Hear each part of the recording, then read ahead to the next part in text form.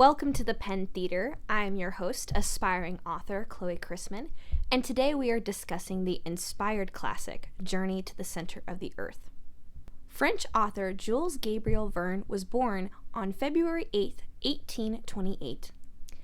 As a child, he developed a deep love of the ocean and adventure and went as far as to run away to become a cabin boy at the age of 11.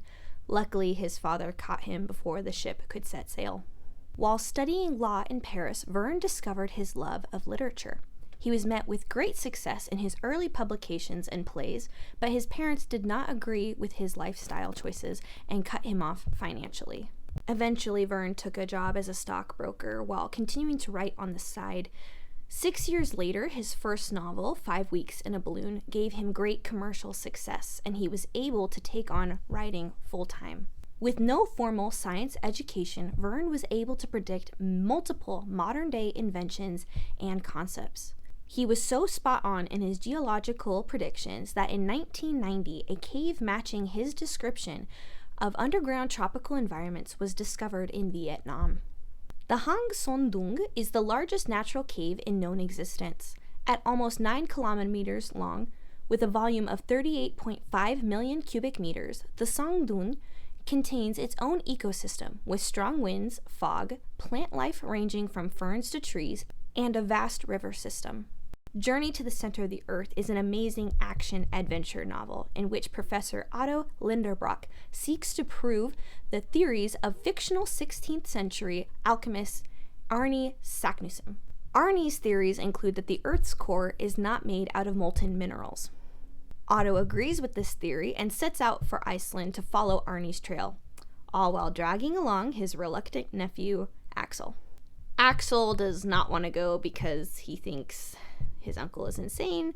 He's preparing to marry the love of his life, and the thought of descending into the core of the earth through a volcanic tube truly terrifies him, dormant or not. Of course, Axel goes with him because only scientific argument can change Otto's mind, yet Uncle Otto refuses and rejects each one of Axel's theories, while insisting at the same time that Axel feel excitement for the journey. In Iceland, they meet their hired guide Hans Bjelke, a stoic man of silent determination who leads them to the volcanic crater and down into the tube. From there, they spend 3 months underground following the vast cave system. Something I really love about this book is that it doesn't shy away from failure. Our trio follows the wrong tube for about a week, running low on water, and Professor Otto refuses to turn back until he is certain the cave is desolate. Parts like this add layers of adventurous realism to the story, making it far more powerful. The book is so amazing that it has inspired at least 5 film adaptations.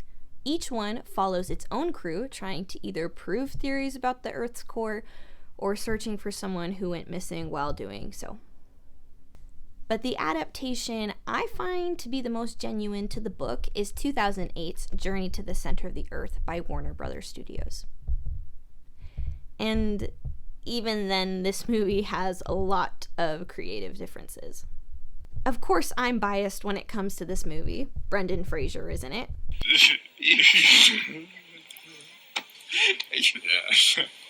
Goodbye, Benny.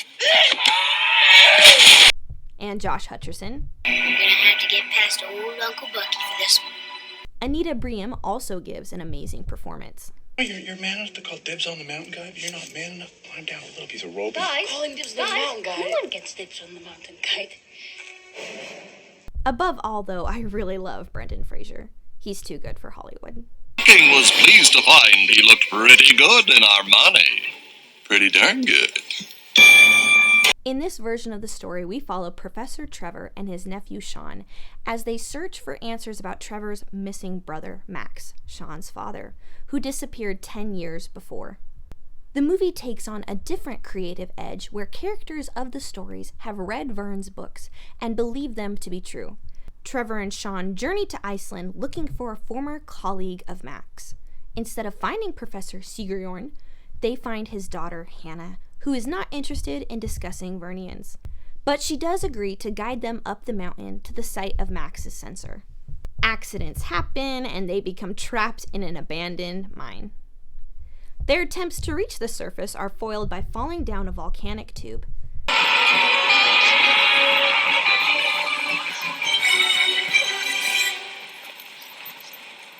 still falling! They then crash into an underground water slide that leads to an amazing cavern, with bio-illuminated birds mimicking the stars. Behind the rocky shore, they find an opening into the hidden world. While exploring, Hannah and Trevor discuss the many similarities between the book and the environment, including prehistoric dangers. This is where previous movies have gone the opposite route. Instead of dinosaurs, underground human societies are found inhabiting the terrain. In this adaptation, though, our troupe faces more extreme danger. Their first clue of danger comes when Hannah makes a painful discovery. After 10 years, Max has finally been found, but it's not with the happy angle of earlier editions. This is one of the major differences between the book and the movie. The writers chose to make the hidden world uninhabitable due to the intense temperature incline that happens periodically. Reading Max's notes, the team learns of his escape plan based off of the escape in the original story and his calculations of the terrain. Because if we hike... Well, we don't have time. There's no time to do that. It's all in the book. Comparing this part of the movie to the book is actually very entertaining because in the movie they have to cross the ocean in order to survive.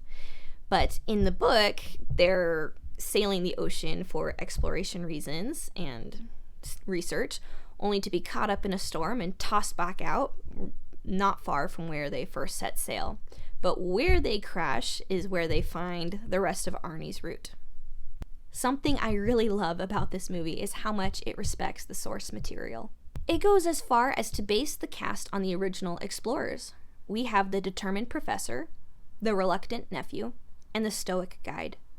They even replicate the relationship dynamic between uncle and nephew, especially in the nephew's disappearance. In the movie, Sean is lost at sea during a turbulent storm, while in the book, Axel becomes lost in the caves themselves before the hidden world is even found. Sean's disappearance adds to the danger of escaping before time runs out. Axel's time alone, on the other hand, is filled with intense fear and panic. After leading the party for several hours without looking back, he realizes that Hans and Otto aren't behind him.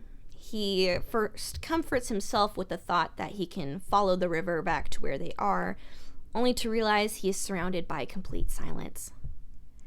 In a panic, Axel begins running around looking for the path he came from, only to fall down and break his lantern and for all of his light to go out. Trapped in the dark and bleeding from his forehead, Axel has several panic attacks, mental reasonings, and attempts to find his party. What finally leads him back is the echo of his uncle's voice and their equations of the distance between them. I've never felt claustrophobic before. This scene is overly powerful and incredible to experience. Reading this book has really turned me into a Vernian. Not scientifically, but science-inspired fantasy in literature really is my favorite.